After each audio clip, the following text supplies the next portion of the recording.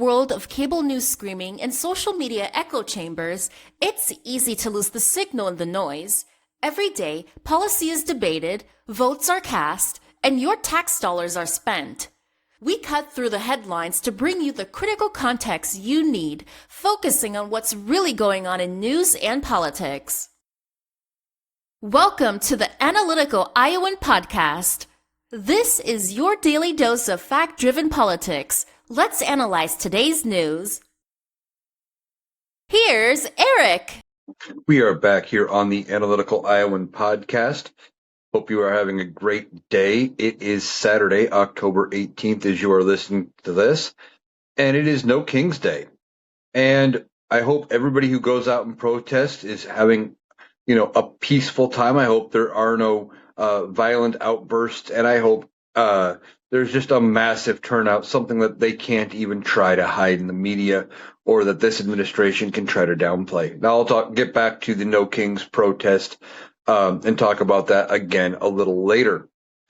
But first, where are we at in the government shutdown? We are at day 18 of this government shutdown, and there does not appear to be an end in sight. Now, we are finding out that Speaker of the House, Mike Johnson, is putting off bringing the House of Representatives back until now at least the 23rd, which would be Thursday. So Thursday or Friday before they come back, that is now 5 weeks, I think, that they have been out.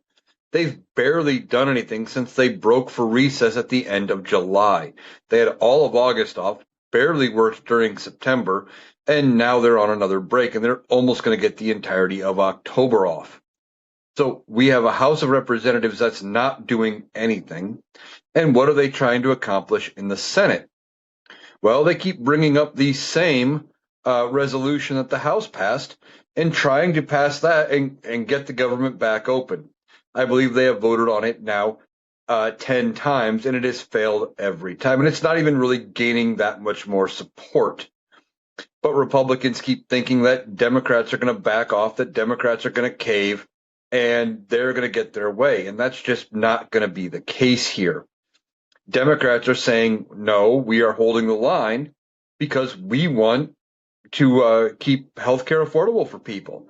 Now, back in March, when they had the last government shutdown fight, when all of that was going on, Republicans promised a discussion on affordable tax care credits and that they would do something about it later. Well, here we are at later, and what are they saying again? Well, we'll deal with it later. Now, how much later can it get? Those subsidies expire at the end of the year, and places need to figure out what is going on with healthcare and what their prices are going to be, et cetera, as open enrollment starts soon. Now, in theory, I guess they could be telling people, well, this is the price you're going to pay with the subsidies, but if they don't come back, this is the price you're going to pay if they don't extend them. And people can make an informed choice that way. Maybe that works. Maybe that's something they do.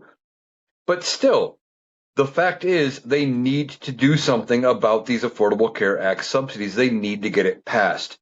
But the Republicans don't want to pass it. Why? Well, they want to kill the Affordable Care Act. They have been against it since it was launched back in 2012 under the Obama administration. And I think they only want to get rid of it because it was done under the Obama administration. They didn't want to give Barack Obama credit for anything. Remember, Mitch McConnell famously said during Barack Obama's first term, he was going to let every bill that came on his desk die because he didn't want anything to happen during Barack Obama's term, and they were going to make him a one-term president. Well, how'd that work out for you, Mitch? But that's where we're at. Mitch McConnell didn't want to give anything back then. They got through what they could get through when it comes to the Affordable Care Act. It is not perfect by any stretch of the imagination, but it is something. And for those of us who are old enough to remember how things were before the Affordable Care Act, this is much better.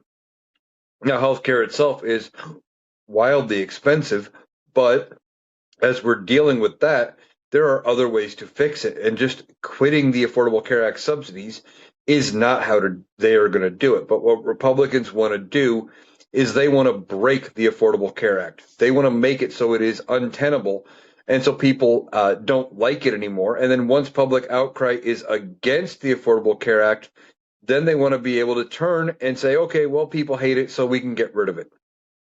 Because people hate Obamacare, but every time they try to repeal the Affordable Care Act, people say, well, no, I like the Affordable Care Act. I want to keep my insurance through the Affordable Care Act.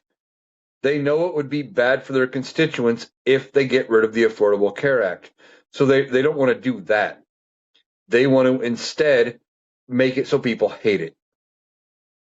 So Republicans aren't negotiating right now either. Now we found out, I think it's October 20th is going to be the next vote in the Senate on this same bill. It would be the 11th time the CR has been brought up. There have been no modifications. Republicans aren't negotiating here. If they were serious about ending the government shutdown, they would be negotiating. They would be saying, hey, okay, well, we can't give you unlimited Affordable Care Act subsidies. We'll give you 3 years. We'll give you 2 years. We'll give you 5, something. And then they would come to some kind of agreement that Democrats could live with on that. And then they'd move on to the Medicaid cuts. And that Medicaid cut is $1 trillion that was cut from Medicaid. But again, Republicans don't realize that they are screwing themselves over by cutting Medicaid.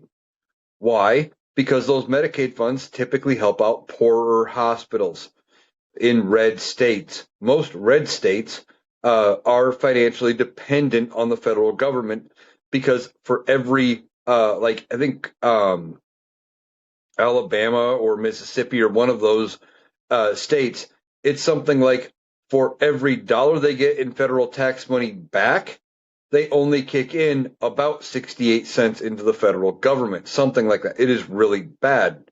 Whereas places like California, for every dollar they get from the federal government, they kick like 3 something or 4 something into the federal coffers. So Republican areas are going to be hurt by these cuts to Medicaid.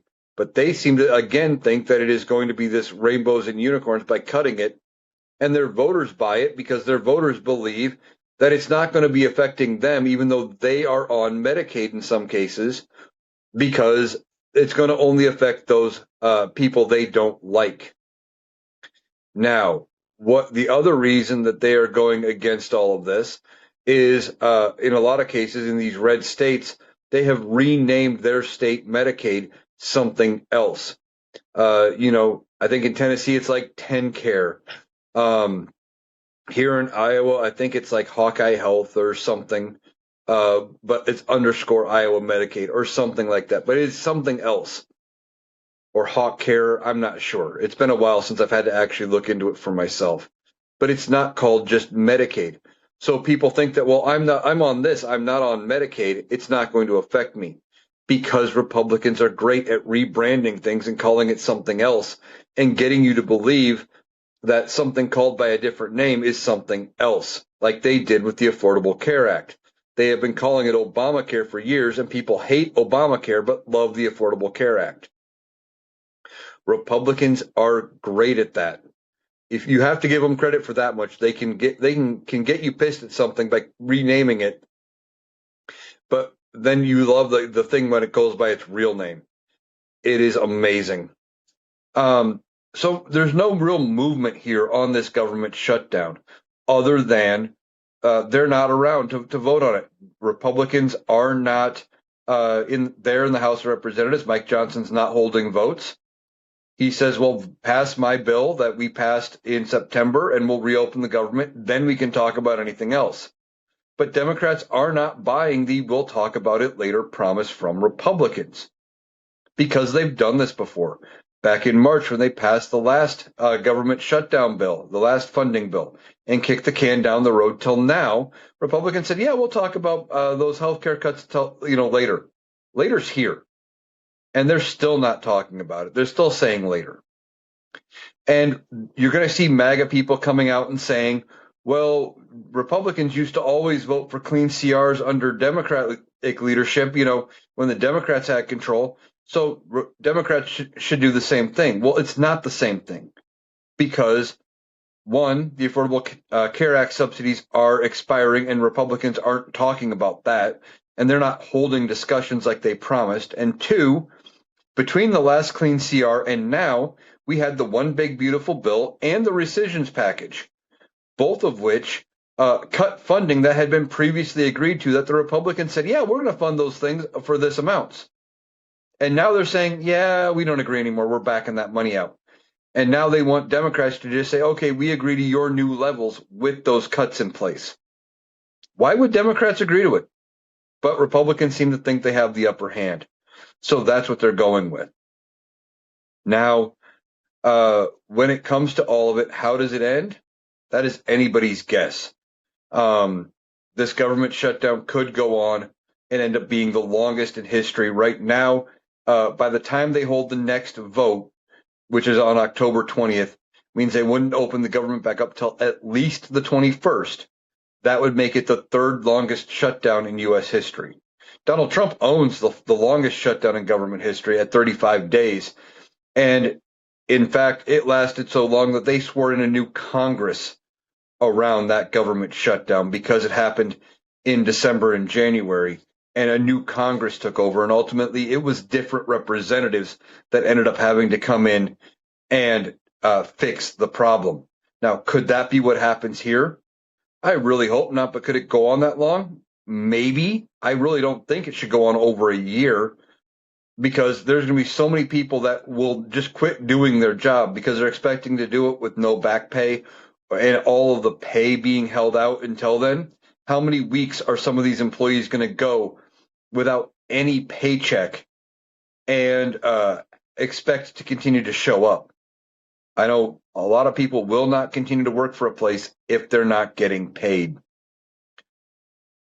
Now, Republicans are saying that, they will ultimately probably have to figure out this back pay situation. Donald Trump is saying, well, do we need to pay them when they're furloughed? Do we need to pay them? Is that a thing we need to do? Maybe we shouldn't pay them if they're not working. Maybe we can just fire them. And he's talking about firing a bunch of people during the government shutdown. Well, judges have turned around and said, no, you can't do that. In fact, one judge even called them back in. One judge in California said, yeah, I told you can't fire anybody. You can't, and I'm hearing that you're going through with it anyway. And they're getting pissed. Now, that could lead to contempt charges against people in the administration. And now Donald Trump may be immune because of that bullshit Supreme Court ruling, and he might have immunity. But the simple fact of the matter is these lower people do not, and they could end up facing fines. They could face jail time for contempt of court for violating these court orders. These judges are not going to tolerate continually having their court orders messed with. So as this government shutdown rages on, the courts may be the one to step in and actually help us get to the end point, because they're not going to let this administration do all the things it wants to do during the shutdown. Now, with this government shutdown, Mike Johnson is using it to also delay the swearing in of Representative Grijalva. We've been talking about this. She won her special election like almost 3.5 weeks ago, and he has had excuse after excuse for not swearing her in. Well, the time has come. She needs to be sworn in, but he's delaying again. And he's got a new excuse as to why he can't swear her in. And what is his excuse this time? Well, she just needs to get to work. She could be taking emails from her constituents, answering phone calls, getting her office in order, getting her staff in order, things like that. She could be doing all these things. And if she doesn't want to do that, she could go back to her district and talk to her district, talk to her constituents. Except here's the problem, Mike Johnson. She just came from winning a special election 3 weeks ago, where she was campaigning and talking to constituents and talking to voters. She knows what they need in her district. She has just done that. So you said she should get to work, right? Well, she's got an office. Great. She doesn't have access to a functional computer because she can't get administrative access until she's sworn in. Because by law, certain things are prohibited. She is still a private citizen. She is still considered representative-elect until she takes the oath of office. She can't get administrative access to her computer and start setting things up. So she can't see emails and answer them. She can't set up phones and phone lines and take phone calls. Again, requires administrative access that she doesn't have because she is not a sitting member of Congress because you won't swear her in. She doesn't have access to her budget to do a lot of the things that she needs to do because she's not sworn in. Because there are laws in place preventing her from doing that. But you should know that, Mike Johnson. You're Speaker of the House. You're just trying to make excuses for why you haven't sworn her in. Now, why is he delaying the swearing in of Representative Grijalva? Well, it's because of the Epstein files. That is the only thing that makes sense. Why? There is a discharge petition on the floor of the House of Representatives that would require them to hold a vote on forcing the DOJ to release the Epstein files. Now, I talk about it a lot. This vote will not require the DOJ on its own to release the Epstein files. Even if they pass it, it would still have to go to the Senate, and Donald Trump would ultimately have to sign it, or Congress would have to pass it around his veto. But Republicans in Congress don't care about whether or not it ultimately becomes a law and Donald Trump has to sign it or not. They don't want to go on record for signing off on this discharge petition. Why? Because Donald Trump has said anybody who votes for it is hostile to this administration. Republican voters or Republican backers are saying don't vote for it. They are terrified of going on record and voting in favor of releasing the Epstein files because of what politically could happen to them. However, they also know the reverse is true. Their voters want the files released. Now, of course, Republicans are trying to spin it as a Democratic hoax and that there's nothing in there and that it's only Democrats calling for it. No, MAGA voters, MAGA constituents are calling for it. MAGA influencers are calling for the Epstein files to be released. And with that, they don't want to go on record because they know politically it would be devastating to them if they vote in favor of releasing the Epstein files. Donald Trump is going to primary them. He is going to sit there and make their lives miserable. He's going to call them rhinos. He's going to try to pressure members of Congress to vote them out. Things like that. But if they vote against releasing the files, then their constituents are going to hold them accountable and maybe vote for somebody else in a primary or not vote for them in the general. They can't win, so they'd just rather not hold this vote. And Representative Grijalva would be the 218th signatory on that discharge petition, and it would schedule a vote on the Epstein files.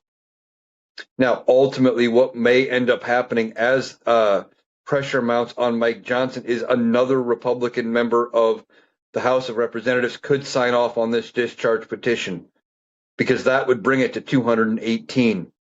And then he wouldn't need to hide behind swearing her in to prevent the vote because it would already be happening. But right now, Speaker of the House Mike Johnson does not want to swear in Representative Grijalva because of the Epstein files. And he's making excuses and looking dumb as shit for trying to delay it. Now, he himself has already sworn in new members to the House of Representatives when the House was not in session. He's done it twice this calendar year. And believe it or not, during the last government shutdown under a Donald Trump presidency that lasted 35 days, it went through the beginning of a new Congress. They swore in the entirety of the House of Representatives when Congress or when the government was shut down. So Mike Johnson doesn't have a leg to stand on here. Now, some people are suggesting that maybe Mike Johnson is in the Epstein files himself. And that is a possibility. Maybe that is why he is so terrified of them being released. Doesn't matter either way. He is just terrified of what could be coming out from the Epstein files. And by doing so, he's preventing a duly elected representative from taking her seat. Now, Arizona has threatened to sue Mike Johnson over him not allowing her to be sworn in and trying to get the courts to force him to do his job. Now, I don't know which way the courts would rule on this and if they would even take it up. Typically, they try to stay out of the functions of Congress because they're viewed as an equal branch of government, so they don't typically get involved. But here is something where you have somebody in Congress not doing their job and not swearing in somebody who is due a seat in Congress. Now, there's also been a long standing case where when you are due something like that, when you are awarded a position like that, that the Supreme Court held in the very beginnings of this country. I forget the year. I think it was like 1790 or something like that, that you should get it. There was a judge that was supposed to be allowed to take a seat on a district court.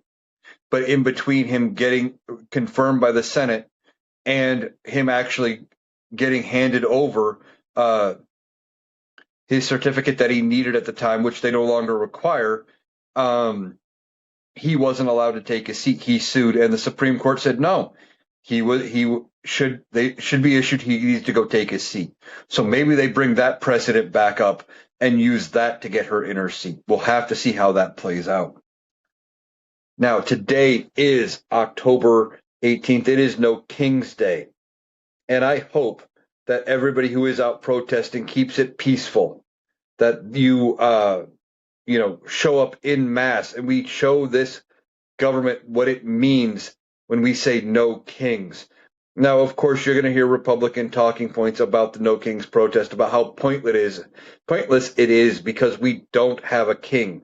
We have an elected president, which is true, but we have a president who wants to be king. He issues executive orders like their divine decrees or their royal decrees. He throws temper tantrums when courts say, your executive order can't do this, your executive order can't do that. He thinks because he says something, it makes it true. But Donald Trump is not a king. He is a president. He is elected to represent the American people. And this is one way we can show him how displeased we are with the job he has been doing. And we know Republicans are terrified by how they are talking about it. Donald Trump himself is saying, well, I don't think anybody's going. I hear no one's going to that. And other people are like Mike Johnson are trying to say it's an un-American protest, that everybody who goes is supporting Hamas. And that's, of course, not true. This is the definition of an American protest, to protest a king. It is one of the ways we got our start, is because we weren't happy with what the king was doing in 1776. And we said, no, we don't want that anymore. We want to rule ourselves. So for those of you going out to protest, or if you are out protesting, remember to be peaceful, chant, march, carry signs, do all of those things. Take videos if you want. Show everybody the atmosphere that you are in and the numbers that we are turning out. We're hearing that it could be anywhere from 20 to 40 million people out on No Kings. And that could really send a message to this administration that they can't ignore, that things have to change. And maybe that's the wake-up call for Republicans in Congress, that they have to change something because the tides are turning. I keep saying that they are looking at the math when they realize that their chances of getting reelected are gone, that they may turn on Donald Trump. And this may be the start of those conversations within Congress about how they need to move past Donald Trump. All right. So I want to talk about TikTok for a minute. Now, for those of you who might know, supposedly there is this TikTok deal that may or may not be going on. Of course, we haven't heard yet from China and ByteDance that there is a sale and that they've agreed to anything. But Donald Trump and his buddies have said, oh yeah, there's going to be a sale. There's going to be this 8-member board and we're going to do a new algorithm, or we're going to retrain the algorithm and it's going to be so much better. Well, as part of that, back last month, they issued a thing saying there were new community guidelines. And we've been hearing from other creators that you weren't going to be able to talk politics. You weren't going to be able to talk down about people and things like that. And surprisingly, I had been flying under the radar. I hadn't gotten hit with any community guidelines violations, hadn't had any videos taken down, anything like that. Well, that stopped yesterday. I had 2 videos on TikTok taken down. Now, since you're listening to this on either YouTube or Spotify, if you go to my playlist, you'll see 2 videos that you did not see on TikTok because they were taken down. And my problem isn't with them getting taken down. My problem here is that so far, except for these 2 videos, I have never lost an appeal when they've taken my videos down, and I rarely get videos taken down. I think that might be because I block all the Trumplefucks as I get going, because I don't deal with it. It's better to block them so they don't report your content, don't get your videos taken down. But I had 2 taken down. And my problem here is that I went to appeal those 2 videos being taken down. And every time I click on it to appeal, all it says is something went wrong, try again later. I have been fighting with it by the time I'm recording this for a couple of the videos going on 8 hours, and I have not been able to appeal it yet. Now, hopefully I get the videos restored. If not, I'm not worried about it. Don't have any account strikes as of yet, and they haven't said anything else about my account being in any other kind of jeopardy about getting banned, and I'm not going to change anything I do. But if this keeps up, don't be surprised if you follow me on TikTok and on YouTube and Spotify, etc. If you see other videos like that where you don't see them on TikTok, but they show up on YouTube and Spotify.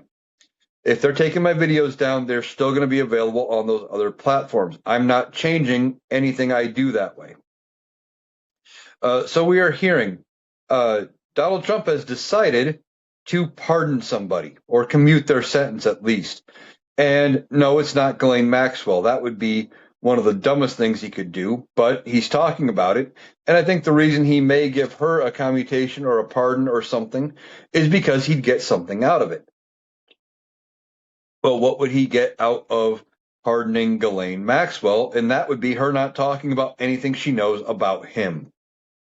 Donald Trump is desperate to get away from the Epstein files and desperate to make it look like he never knew Epstein, despite them being friends and it being on the record that he was friends, with varying interviews and stuff that Donald Trump had given at the time. But he doesn't want people to know that he was connected to Epstein because Epstein's no longer popular. It is not the thing to do to say Jeffrey Epstein. So Donald Trump wants to distance himself as far as he can. So he may pardon Maxwell. But that's not who he decided to give a commutation to. He commuted the sentence of known fraudster George Santos.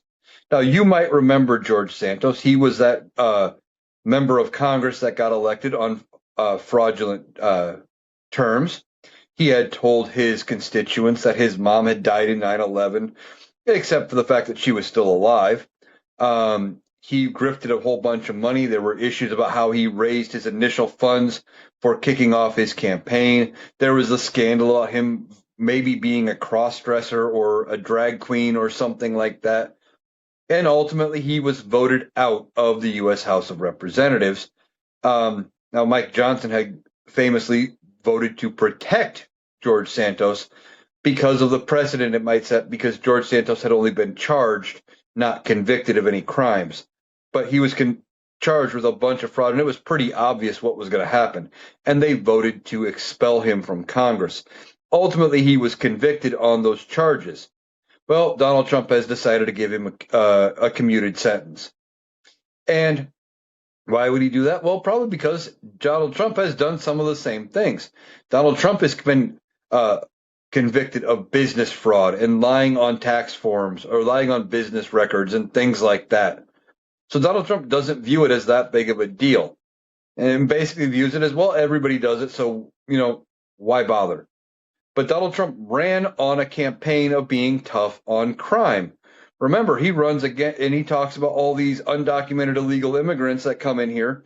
He constantly talks about how they're not sending their best and they're criminals and they're doing this and they're doing that.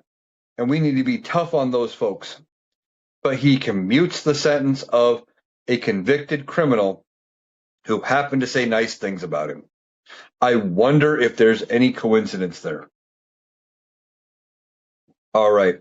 Now, we have the tariff case coming up before the Supreme Court next month. Now, Donald Trump has been sued about the tariffs, and varying courts have ruled that Donald Trump does not have the constitutional authority to put the tariffs in place. And they have said they have all put restraining orders against the administration for being able to issue new tariffs, but then immediately stayed those rulings pending appeal. And Donald Trump appealed to the Supreme Court and said, give me my tariff power back. I want it back. Well, one of the things with this, and this Supreme Court specifically, they look at the letter of the law and what is specifically written, and nowhere in the statute does it mention the word tariff or any of its synonyms.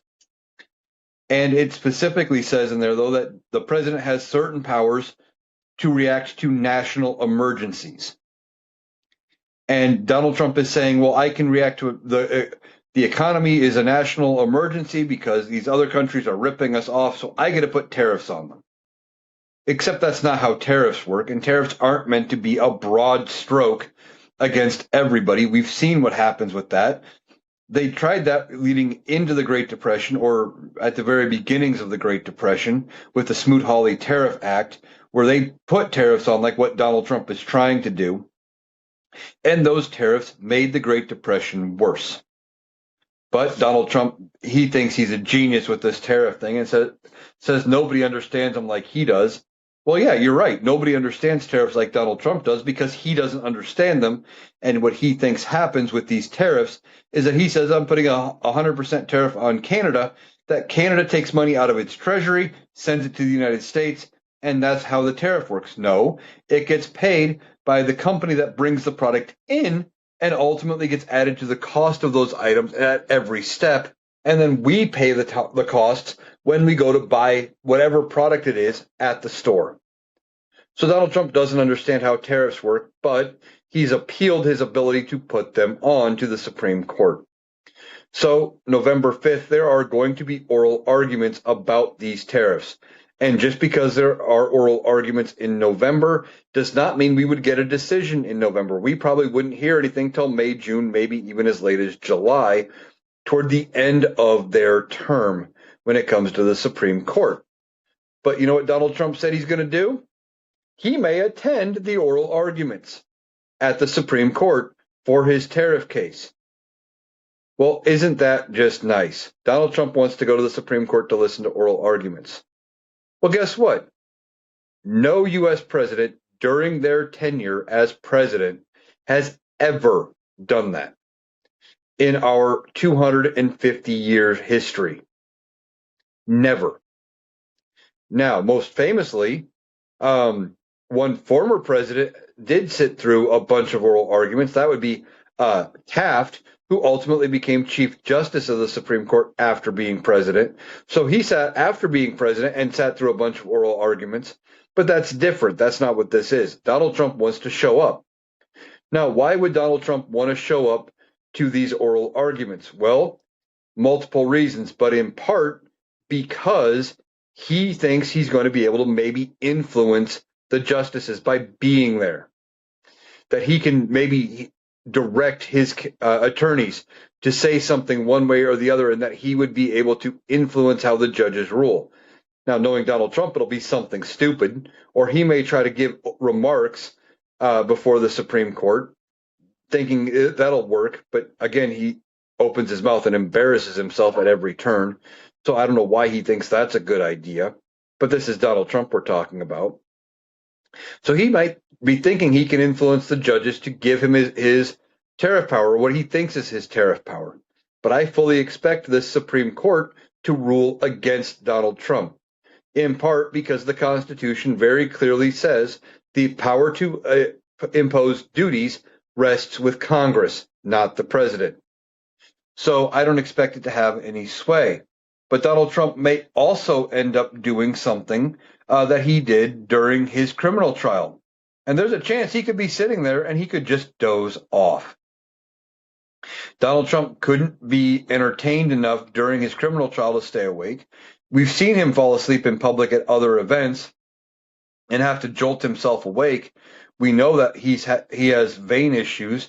We're thinking he may have heart problems. And in part, that's because his doctor said, well, his heart's 14 years younger than it really is. Well, that's not true either.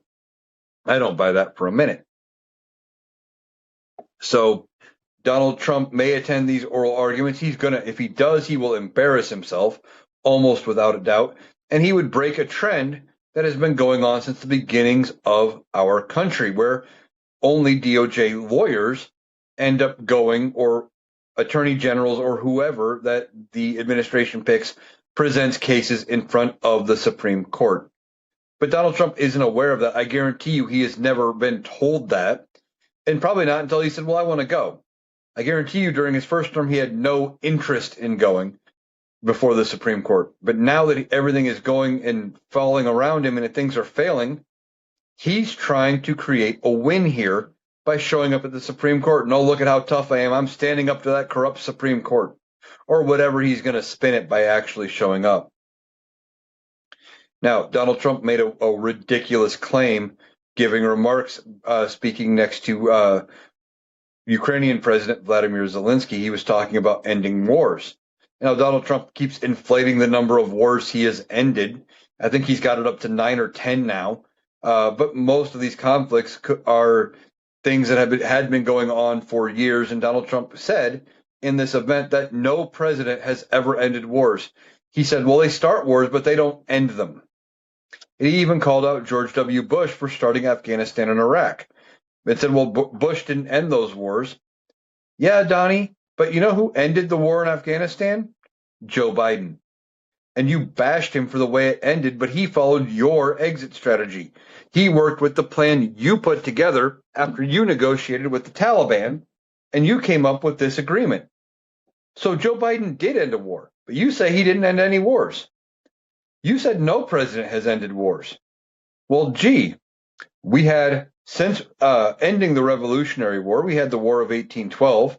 That war got ended. I believe that was under I think it was Monroe or Madison. You have the Civil War that was ended by Lincoln. World Wars I and II, those got ended. Theodore Roosevelt ended several wars. The whole thing is dumb, Donnie. You don't even realize how dumb you are when you say things like that. You just say it, and there is a section of this country that will repeat whatever you say verbatim because you said it. It is ridiculous how gullible and easily fooled and manipulated these people are, because they will continue to say all of this stuff just because Donald Trump says it. So no, Donald Trump is not the only president to ever end a war. No, Donald Trump is not the peace president, despite him pushing and pushing so hard and being so desperate to get the Nobel Peace Prize. You can't get the Nobel Peace Prize while talking about sending the military into liberal cities and using them as training grounds. That is not a peaceful thing, but Donald Trump doesn't understand what peace is. Now, with this government shutdown, one of the things that may end up leading to the end of the government shutdown is November 1st would be when they would send out the next batch of food stamps or SNAP benefits. And now they are saying that some of those benefits may not happen, that the federal government does not have the funds because there's no appropriations, because they haven't passed a CR and opened the government, and because Congress controls the purse strings, that because there may be no money to send out for food stamp benefits. Now, ultimately, when they open the government back up, they may back pay those benefits by, releasing them at whatever date they get the funding. That's entirely possible. That's typically how these things go. But now that people may not get their food stamps, people are going to suffer. And typically, what would they do when they didn't get food stamps? Well, they turn to their local food pantries and their food banks. Here's the problem. Donald Trump, in that one big, beautiful bill, cut funding to food banks and food pantries. There's no money there. They don't have the funds they used to. And a lot of times when you go to the food pantry or the food bank, you only get enough for it to last you a couple of days. It is not meant to be a permanent solution. It's not meant to replace a month's worth of food that the SNAP benefits would get you. But these Republicans don't care. Now, that may be, as it gets closer, enough to bring them to the table and get them to start negotiating. We will have to see if they actually negotiate or if they just say, oh, well. And guess what? That's also November. That's also Thanksgiving. So now families are going to be getting no food stamps as they are trying to figure out how they are supposed to put a Thanksgiving meal together for their family. And there are people in the Republican side of the aisle that would say, well, they shouldn't enjoy a Thanksgiving meal if they are on food stamps. They shouldn't get to celebrate. Because look at what happens here in Iowa.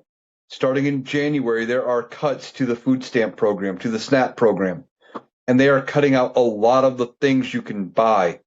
You can only buy 100% real juice, no watered down juices whatsoever, which are typically cheaper, so you can buy more of them. No teas, but whether pre-made or, tea bags, instant tea, none of that. No sugar, no flour, no baking soda, no spices, no cake mixes, no pre-made cakes. There's a limit to what you can get for like fresh cheeses and what kinds of cheeses you can get now. Certain meats are no longer going to be allowed. So there is a list of things you are not going to be able to get because they don't want people on any kind of benefit from the government. They think they should be on like a bread and water diet. Oh, but wait, they're limiting what kinds of bread you can have too. They want to make the program so unappealing to people that nobody is on the program, and that's how they get people off of it. And then when you're not taking advantage of the program because they've made it so unappealing, they can say, well, see, we didn't have to spend all that money last year because these people weren't on the program. They must not have truly needed it. So we can cut the spending even more and give help to even fewer people. That is what the Republicans are doing. That is how cruel they are. They want families to be staring at November and Thanksgiving going, yeah, I don't know how I'm going to put a meal together, in part because they're not coming to the table and offering any sort of benefits here or any sort of negotiation to open the government back up. No meaningful negotiations that would end up leading to the restoration of the government and making sure those benefits go out. Now, maybe somebody comes up with something and they kick, a one-time extension where both sides can agree. But that would mean Mike Johnson would have to bring the House of Representatives back in for a vote. But maybe the Senate comes up with something that says, okay, we are going to make sure that the funds are there for food stamp recipients for the months of November and December, regardless of a government shutdown. Maybe it's possible, but I don't know that Democrats can't even go with it.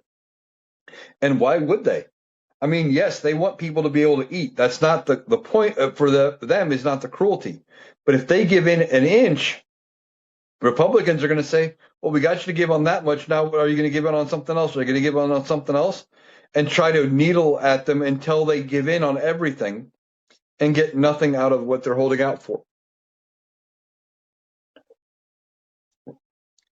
So when Donald Trump was talking to Vladimir Zelensky, he was in that press conference, and he was taking questions. One of the final questions he was asked was about Venezuela. And it sounds like Venezuela has made offers to the United States on rare earth minerals. Now, we've been hearing a lot about rare earth minerals ever since Donald Trump came back into office. Why? Because China controls like 90% of the rare earth refining capabilities in the world and a big chunk of the supply. So even if they are found other places, they go to China to get refined.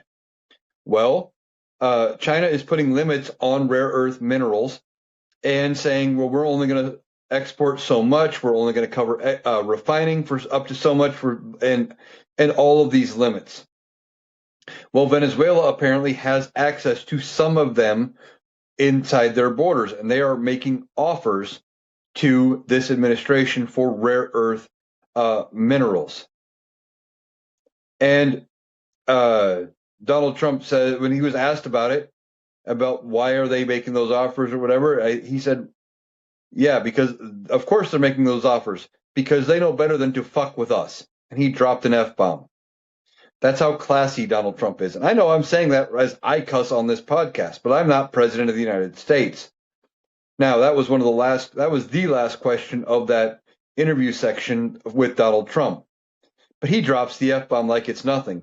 Now, hopefully, none of those were live taped because there are morals and standards for a lot of that, and they would have to beep it out or bleep it out, in real time, or it would go out, and then the station that aired it could actually get in trouble for airing it, even though the president of the United States said it in real time.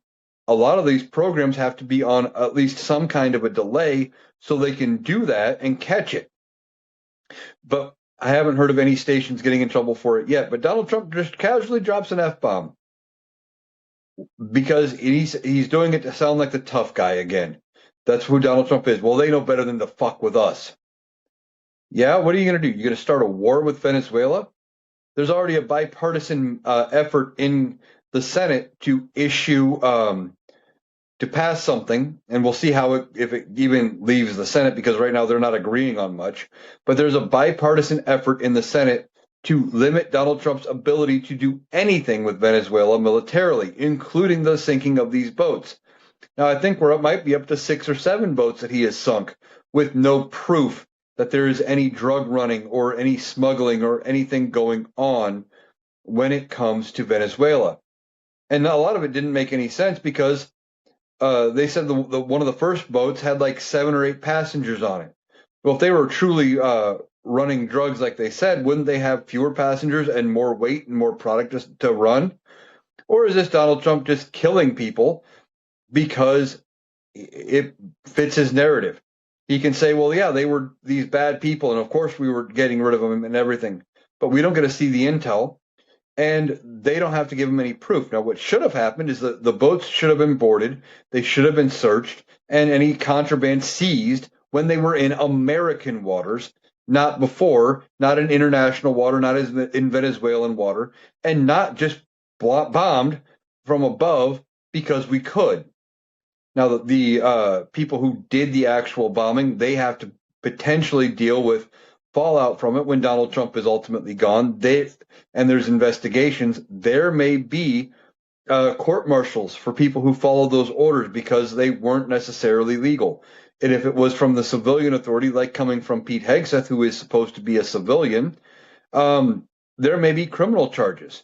There may be international criminal court charges brought up for war crimes, etc., from some of these people.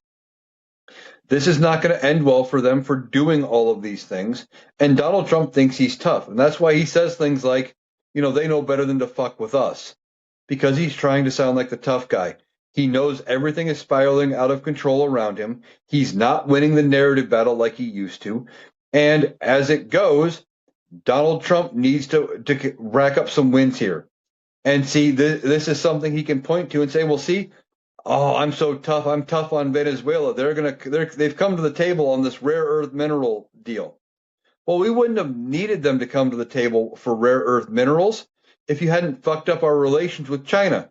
We were doing just fine getting products and the rare earth minerals to make computer chips and stuff here just fine under the Biden administration. But you fuck things up like you always do, because you don't know what you're doing and you can't lead. But Donald Trump doesn't know what's going on, doesn't know how to lead, and he is just trying to be the tough guy and make it appear that he is winning as everything's failing around him. Let's see. So Donald Trump was giving remarks as well before this event, and he was talking about one of the Hawaiian senators and made some comments about a previous comment this senator had made going back to like 2018 or 2019, when right-wing media was losing their minds over the Green New Deal. Now, Donald Trump has been against the Green New Deal his entire presidency. But the Green New Deal has never actually been something that has been codified into law. It never passed. But it's been a Republican talking point going on like 6 or 7 years now, at least, because certain Democratic members of Congress want to, fund green energy and all of those things. Well, Donald Trump was talking about her comments, the senator, and she said years ago that, yeah, we're going to fund the Green New Deal. We're going to get rid of all the airplanes and we're going to build a tunnel or train tracks or something to Hawaii. she was making fun of the way the right was pushing out this Green New Deal. That we were just going to get rid of all the planes all of a sudden and we were going to do this and that. And no, that was never going to happen. But Donald Trump latched onto it and said, well, yeah, they want to build a train tracks to Hawaii. Why would we ever do that? Like it was a real thing. Well, it's not real, Donnie. But your dementia-riddled brain doesn't understand that anymore. You're just saying things at this point because it gives you a talking point against the Green New Deal that isn't really a thing, but you think is a thing because you're losing steps every single day. You're getting worse. And ultimately, there's going to come a point when they have to remove you because your dementia has gotten. So Donald Trump filed an emergency appeal with the United States Supreme Court last night in a last-ditch effort to allow him to send in the National Guard into Chicago. Now, of course, they're saying that it's required for national security and for the security of federal personnel, et cetera, because Chicago is so lawless. And judges at the district level and the appellate level have said that that perception does not meet reality. But Donald Trump wants the ability to do this. Now, he has filed this appeal on an emergency basis. And the first step of that would be getting looked over by one justice of the United States Supreme Court. Now, in this case, it would be Amy Coney Barrett. Now, there's no guarantee she would even be willing to accept it. She may say, yeah, we're going to hear this in full. And then it starts to get reviewed by the full panel of all of the justices. Now, they may do emergency hearings on it as soon as next week, depending on what they end up deciding here. But the simple fact is Donald Trump is trying to get the Supreme Court to allow him to send in the National Guard into Chicago, much like he tried to do in Portland, like he tried to do in LA. Now, judges have turned around and said, no, that's not allowed. And even in LA, they took the loss at the court of the district. So they took the loss at the appellate level where the judge was overturned. And now the judge in the Portland case and the Chicago case have learned from that. And they have figured out how to rewrite their rulings to fit within the guidelines of what that appellate court said was wrong with the LA case. And now this is going to be the first time it gets before the United States Supreme Court, where Donald Trump is going to have to put the limits of his ability to use the National Guard to the test. Now, yes, as Commander-in-Chief, he should have the right to call up the National Guard and use them in certain situations. However, you can't just use them for law enforcement activities, which is what this would be. Even when they were there in LA, they were limited by what they could do. They were basically there to be protection for ICE and other law enforcement agencies as they were doing their jobs. So this emergency appeal got filed. I don't know how the Supreme Court is going to rule on it. I would hope that they would rule against Donald Trump and against this administration's ability to be able to use the National Guard.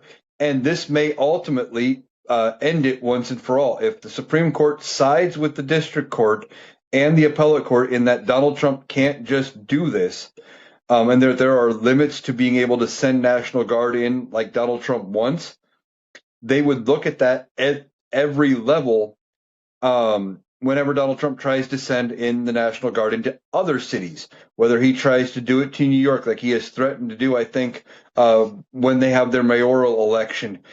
He said, well, we might have to send the National Guard in if Mamdani wins and things like that. He's talked about some other cities that he may try to send the National Guard into as well. And if he does that, this ruling, depending on how the Supreme Court rules, could be what they use as a deciding factor for if he's allowed to do that or not. Now, ultimately, the Supreme Court could say, yeah, the lower court's got it right. But even that is a ruling that they could point to when other judges are looking at it. And if they get it wrong, this would also give the lower courts a roadmap for how the Supreme Court views this issue for when they're issuing decisions, so they can turn around and say, okay, well, here are your parameters. So we're going to work within those parameters and come up with something else. We'll have to see how the Supreme Court handles it. I'm not expecting them to rule in Donald Trump's favor, but with this Supreme Court, they can and will do anything. They've overturned long-standing precedent in other cases, and they don't seem to have any disregard or any regard for doing that, even though they stood there in their confirmation hearings and saying, yeah, we do care about precedent, etc. They all lied under oath, or at least the Republican ones did. The conservative justices all lied under oath, saying that they cared about precedent. So this case is going to be an interesting one to watch, because this is just another example of Donald Trump trying to push the bounds of his authority, and we'll see if this Supreme Court is willing to push back. Now, the last thing I want to touch on, I had somebody in one of my comments of my last podcast ask about Substack. And yes, I am on Substack, Analytical Iowan over on Substack. I'm not currently posting my videos up over there. If I can find a way to get them up consistently and easily, because it's a little bit of a headache to get them up all the time. They don't always post the first time, etc.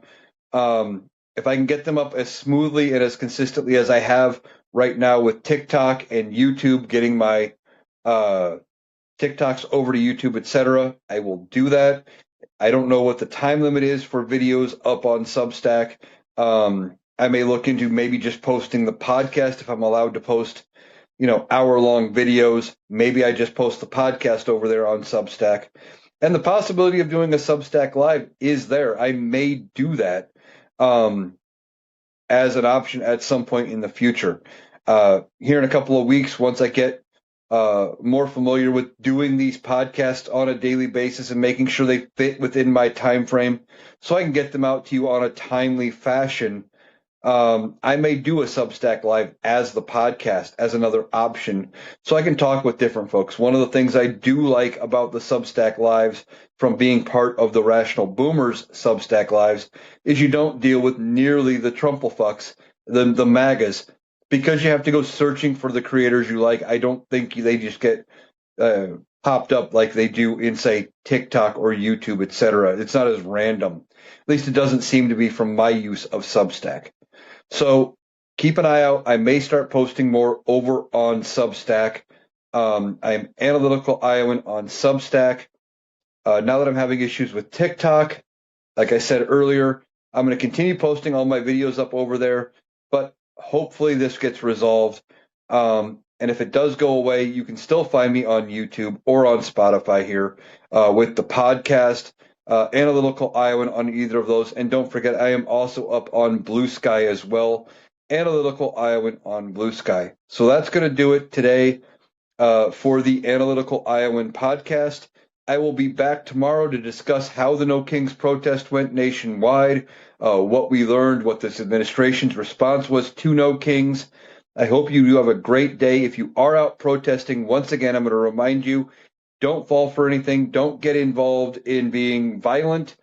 Make sure it stays peaceful. Do not let them have that narrative of us being the violent side and giving them the way of spinning this against us. So I hope everything goes great with No Kings. I'm expecting a huge turnout. Let's see if we can get it up to 15, maybe 20 million.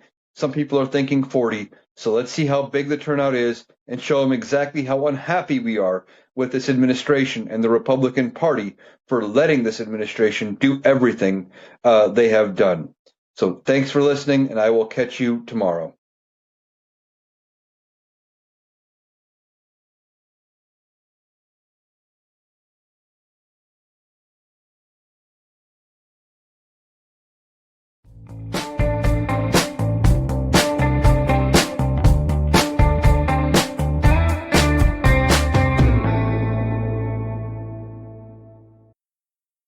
That was Eric. That does it for our analysis today. If you appreciated us cutting through the noise to get to the critical context, please make sure you're subscribed to the Analytical Iowan podcast on Spotify and YouTube. We'll be back tomorrow. Thanks for listening.